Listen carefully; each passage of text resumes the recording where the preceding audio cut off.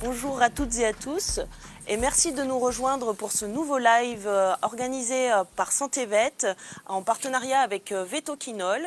Aujourd'hui, nous avons le plaisir de recevoir parmi nous le docteur vétérinaire nutritionniste Charlotte Deveau. Charlotte, bonjour, merci de nous avoir rejoints. Bonjour, avec plaisir. Et Charlotte est docteur vétérinaire nutritionniste. C'est-à-dire qu'elle est spécialisée sur la nutrition des animaux de compagnie. Voilà, on peut dire ça comme ça? Alors, le terme spécialisé pourrait renvoyer au terme de spécialiste. Donc, je n'ai pas le diplôme européen de spécialiste, mais en effet, l'essentiel de mes journées est consacré à faire de la nutrition animale. Donc, tout à fait. D'accord. Et donc, tu exerces en plus à Albertville. Voilà.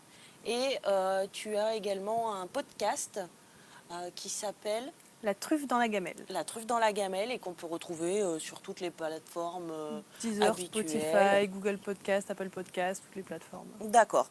Donc si jamais vous cherchez à en savoir plus, si vous voulez plus d'informations ou vous voulez suivre Charlotte Deveau, vous pouvez la retrouver sur les réseaux sociaux ou donc sur ce podcast. Tout à fait, ouais. Je suis présente sur Facebook, Instagram, Twitter, voilà. D'accord. Impeccable. Donc en fait, on va commencer directement aujourd'hui avec quelques questions que nous avons d'ores et déjà reçues de la part de nos followers sur Instagram ou bien directement sur Facebook. Donc en fait, on va commencer avec le sujet de la viande crue. Est-ce que c'est ce qu'il y a de mieux pour nos animaux ou le barf?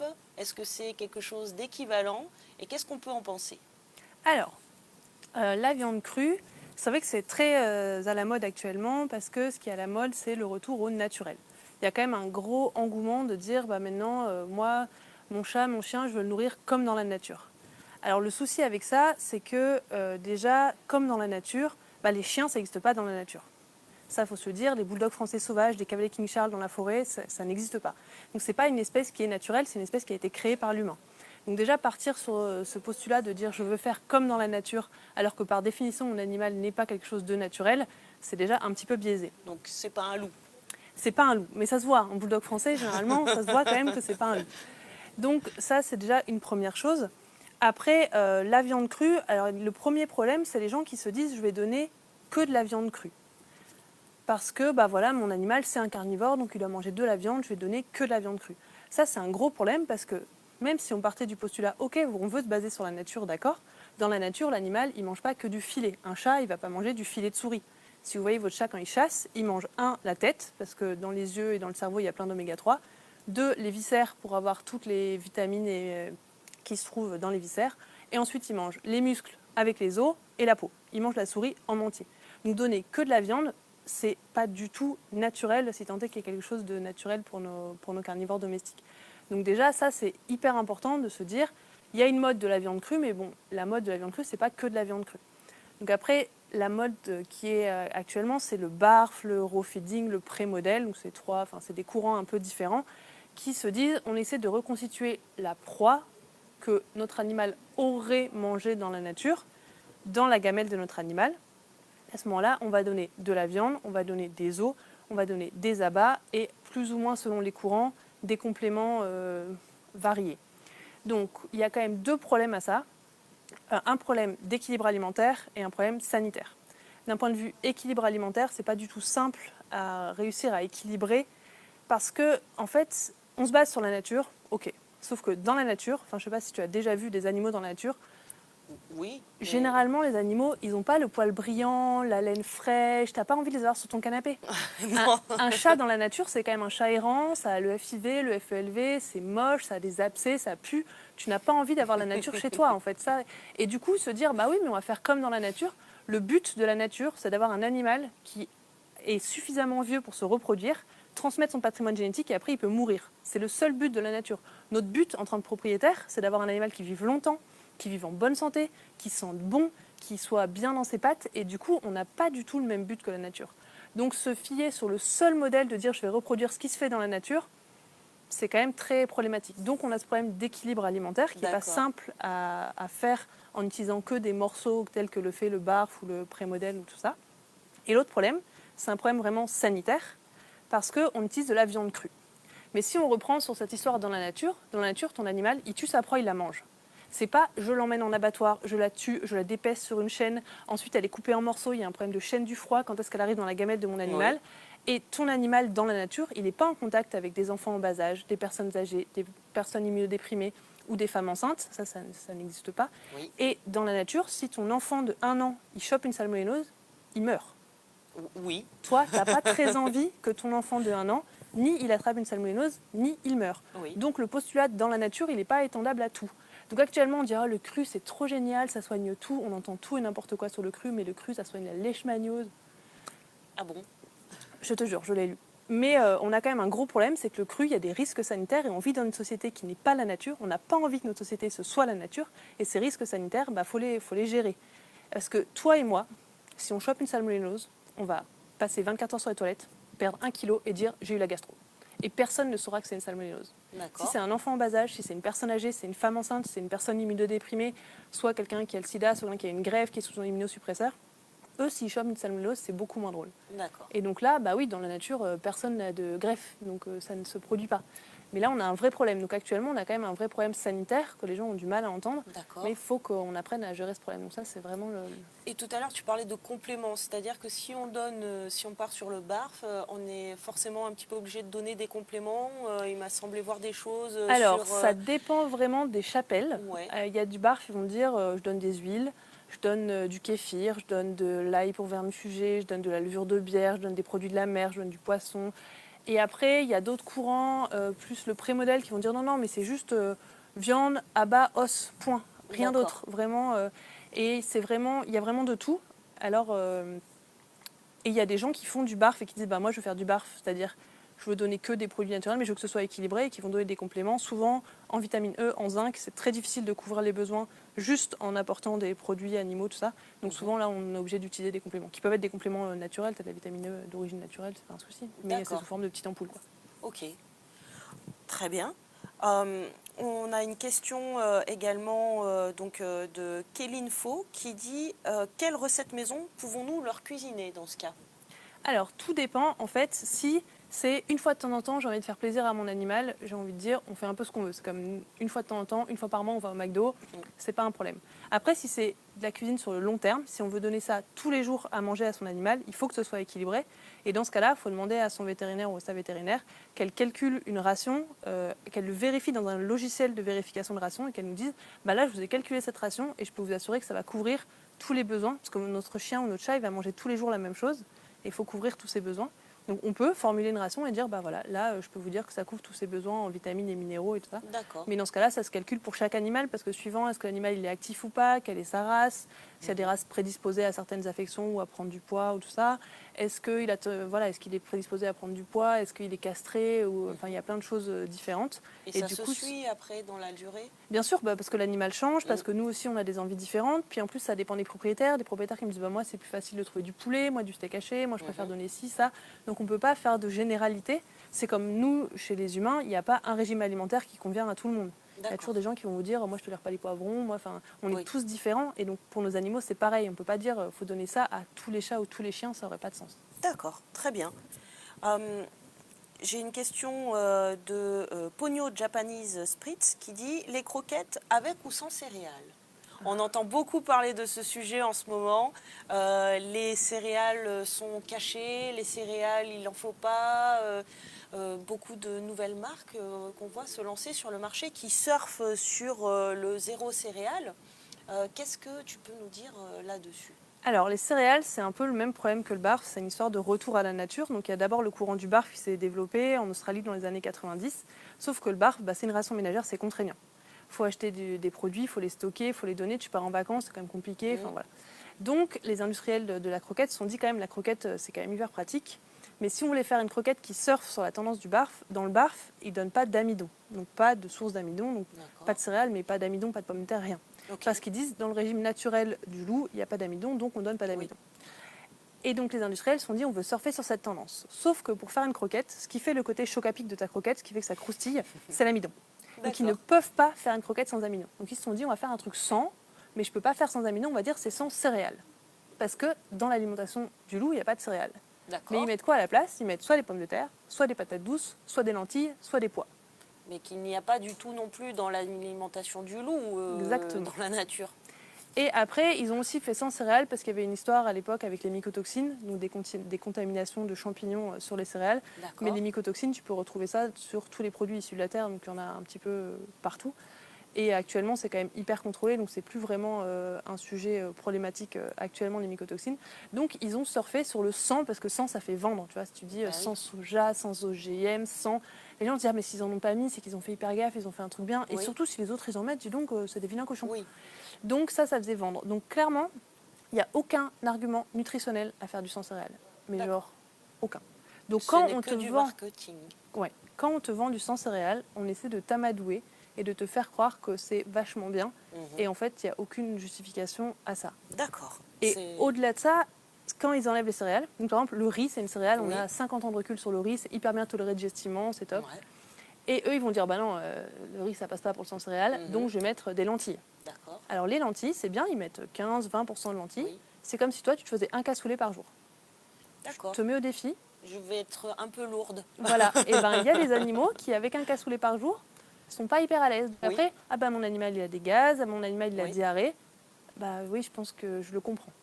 Donc, on a remplacé quelque chose qu'on connaissait bien, qui était digestivement bien toléré, par quelque chose qu'on connaît peu, qui actuellement, on a des suspicions sur le fait que mettre beaucoup de lentilles, de pois, de choses comme ça, ça pourrait provoquer des maladies cardiaques, des cardiomyopathies dilatées. D'accord.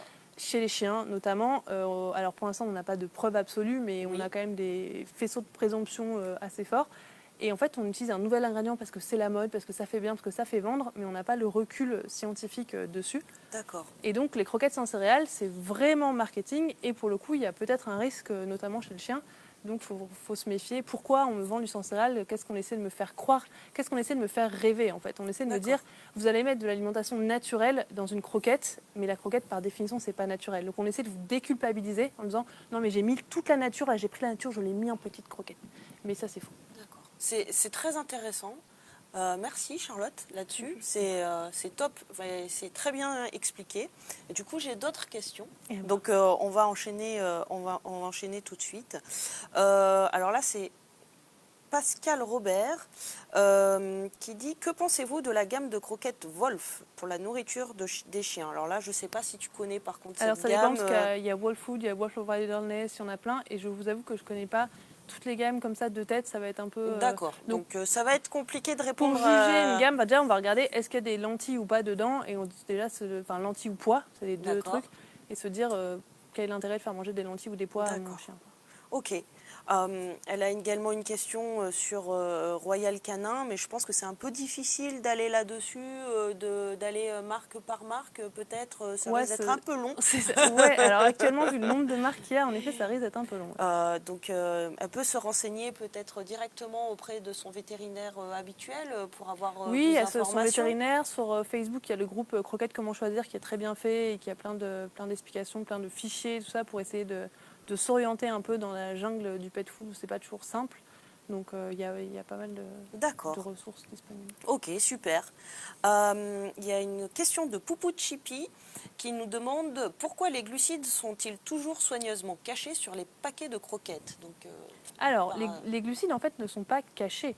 Ils ne sont pas affichés parce qu'ils ne sont pas dosés, mesurés dans les croquettes. Est-ce qu'on peut rappeler rapidement, Charlotte, les glucides? Ouais. Alors, les glucides, c'est tout... je ne m'étais jamais aventurée à définir les glucides. Donc les glucides, dedans, en gros dans une croquette, dedans, tu as les sucres, mais il n'y a pas de sucre dans une croquette. Oui. Donc tout son sucre dans le café, c'est un glucide. Tu as ce qu'on appelait avant les sucres complexes, donc en gros l'amidon, donc tout ce qu'il y a dans le pain, tout ça. Et après, il y a toutes les fibres dans les glucides. Donc les fibres qu'il y a dans ta pomme, qu'il y a dans les légumes, tout ça c'est des glucides. En gros, les glucides, c'est ce qui est issu du végétal. Voilà, c'est la façon de stocker du végétal. Donc soit ça vient des légumes, soit ça vient plutôt des céréales ou des légumineuses, enfin des choses qui stockent l'énergie comme ça. Donc les glucides, il y a quand même un grand débat actuellement sur les glucides dans l'alimentation des animaux parce qu'ils sont un peu accusés de tous les maux. Les glucides, c'est le mal absolu. Et sur les paquets, c'est vrai que c'est pas comme en humaine où nous c'est écrit protéines, lipides, glucides. Pourquoi? Alors comment ça marche? En fait, quand on analyse ce qui est écrit dans son étiquette d'aliment, Tu prends tes croquettes, c'est des méthodes d'analyse, donc on fait des trucs chimiques pour mesurer. Donc on va mesurer le taux de protéines par une méthode, le taux de lipides par une méthode, le taux de fibres, le taux de cendre. Donc le taux de cendre, en gros, c'est on fait carboniser l'aliment, on voit ce qui reste. Donc c'est qu'est-ce qui ne brûle pas. D'accord. Le taux d'humidité. Et de tout ça, on va déduire ce qui reste. On va l'appeler l'extractif non azoté, ce qui veut plus ou moins rien dire. Ça veut dire ce qui n'est pas des protéines. Mais c'est quand même pas des protéines, mais c'est pas plein d'autres choses aussi. Et cet extractif non azoté, c'est en gros les glucides, mais dedans, il y a l'amidon plus les fibres solubles. Et les fibres solubles, donc c'est les fibres, c'est quand par exemple, tes graines de lin, tu mets de l'eau dedans, ça gonfle. Ouais, ça, c'est des fibres solubles. Et les fibres insolubles, ça va être ton poireau ou tes haricots verts, tu mets de l'eau, ça gonfle pas. Voilà. D'accord. Donc, tu as à peu près estimé tes fibres insolubles dans ta cellulose brute. Et donc, cet ENA, là, c'est un truc qui n'est pas mesuré, qui est calculé. Donc, tu as pris ton total, tu as enlevé tous les autres trucs que tu avais mesurés, mais des trucs qui ne sont pas exacts. Donc, tu cumules toutes les marges d'erreur de tous tes calculs d'avant. Et tu dis, à la louche, ce truc, dedans, il y a l'amidon et les fibres solubles. Sauf que d'un point de vue nutritionnel, l'amidon et les fibres solubles, c'est un peu comme je te dis. Donc, j'ai des choux et puis des carottes et des choux de Bruxelles. C'est quand même ok, mais c'est un peu rien à voir. Tu vois, dans une recette, tu remplaces pas vraiment les carottes par les choux Bruxelles, sinon ça reste un peu dégueulasse. Bah là, c'est un peu le même principe. On te dit, dans le ENA, j'ai de l'amidon et des fibres solubles. Bah, super, mais moi, ça, c'est pas du tout les mêmes propriétés nutritionnelles. Donc en fait, moi, avoir l'ENA d'affiché, j'ai envie de te dire, ça me fait une belle jambe, mais ça m'apprend rien. C'est pour donc ça n'apprend donc en fait, rien. C'est pas affiché parce que voilà, c'est pas mesuré. Il y a dans les croquettes véto, par exemple, on a ce qu'on appelle les product books. Donc c'est une clé produit, un livre, où dedans tu as toutes les caractéristiques de tes croquettes. Ouais. Et moi, sur une croquette véto, je peux te dire la teneur en amidon, la teneur en fibres solubles, la teneur en fibres insolubles. Enfin, j'ai plein de trucs parce qu'eux, ils font analyser et eux, ils peuvent me dire précisément. Donc eux, ils ne vont pas me le cacher. Ils vont pas me donner, ils donnent le NA, mais le NA, on s'en fout, mais ils vont me donner des choses précises pour dire il y a autant d'amidon dans cette croquette, il y a autant. Ouais. Et ça, c'est intéressant. Mais les petits producteurs, notamment les petites marques sur Internet, elles rachètent leurs croquettes à une usine. Oui. Cette usine ne leur donne que des choses réglementaires, donc protéines, lipides, cellulose brute, l'humidité n'est pas réglementaire, et cendre brute. Ils ne donnent que ça. Et avec ça, donc tu peux déduire ton ENA à la louche, mais tu sais qu'il sera faux. Mais en fait, il faudrait mesurer, il faudrait analyser la croquette, savoir exactement ce qu'il y a dedans. Mais ça coûte cher. Ouais. Donc les petites marques, elles ne mesurent pas ce qu'il y a dans leur croquette, elles ne les font pas analyser, elles croient l'usine sur parole. Et l'usine, comment elle a fait pour établir ça ? Elle, en fait, elle s'est servie de son logiciel de formulation. Donc quand tu formules une croquette, tu as un logiciel. Tu dis, alors je vais mettre un peu de poulet, un peu de machin, un peu de truc dedans. Et il te dit, si tu mets ça, à la fin de ta croquette, il y aura ça. Mais c'est de la prédiction. C'est un peu comme la météo. La météo, des jours, elle se plante. Oui. Ton logiciel de formulation, c'est pareil. C'est-à-dire que c'est en théorie. D'accord. Donc les usines, elles vivent en théorie. Moi aussi, j'aimerais bien vivre en théorie, mais je ne vis pas en théorie. Les marques vétérinaires, elles vivent en pratique, elles t'analysent le truc, elles te disent, je te garantis que là, dans ma croquette, il y a autant. Donc en fait, afficher quelque chose, déjà, la notion, elle est hyper floue, elle ne sert à rien. Et en plus, comme l'affichage, il n'est pas basé sur de l'analyse, mais sur de la prédiction, donc oui, on aimerait bien faire évoluer l'affichage pour plus de transparence, mais ce n'est pas forcément les glucides qui nous intéresseraient. Et il faudrait déjà que les marques analysent leurs produits pour avoir des teneurs fiables. Donc c'est pas si facile, Poupou Chippy, d'afficher ça. Non. Et qu'est-ce que ça voudrait dire dans le cas où ça serait affiché? Ça serait pas forcément... En fait, oui, on n'en tirait rien parce que des fibres solubles, ça a un intérêt nutritionnel et l'amidon, ça en a un autre et c'est totalement différent. Donc savoir les deux en même temps, ça t'avance pas, quoi. Très bien. Du coup, je vais regarder si on a d'autres questions. Et on va passer au point suivant.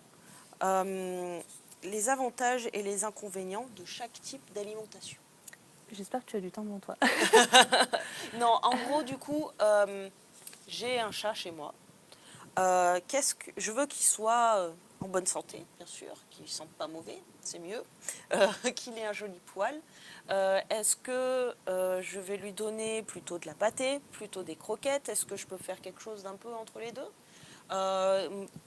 Est-ce que, voilà, on a vu un petit peu le barf et tout ça, ça peut être bien, mais c'est plutôt contraignant de moi, mon point de vue, mais ça n'engage que moi. Et du coup, si je veux faire quelque chose de simple pour mon animal et espérer qu'il soit quand même en bonne forme, on va dire en bonne forme grâce à son alimentation. Ça, c'est sans prendre en compte le fait que il a peut-être une maladie sous-jacente, etc. Et que là, à l'instant T, je ne la connais pas.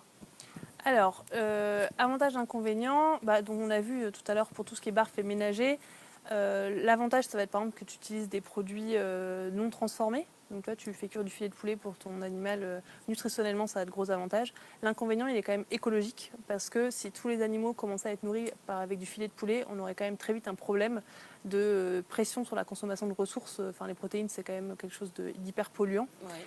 Donc ça, c'est quand même le gros désavantage de tout ce qui est ration ménagère ou barf, du moins quand on utilise des produits de la filière humaine. C'est-à-dire qu'on augmente, actuellement on nous dit tous, faut manger moins de viande, c'est hyper polluant. Si on se met tous à nourrir nos animaux avec des choses de la filière humaine, écologiquement, c'est pas défendable.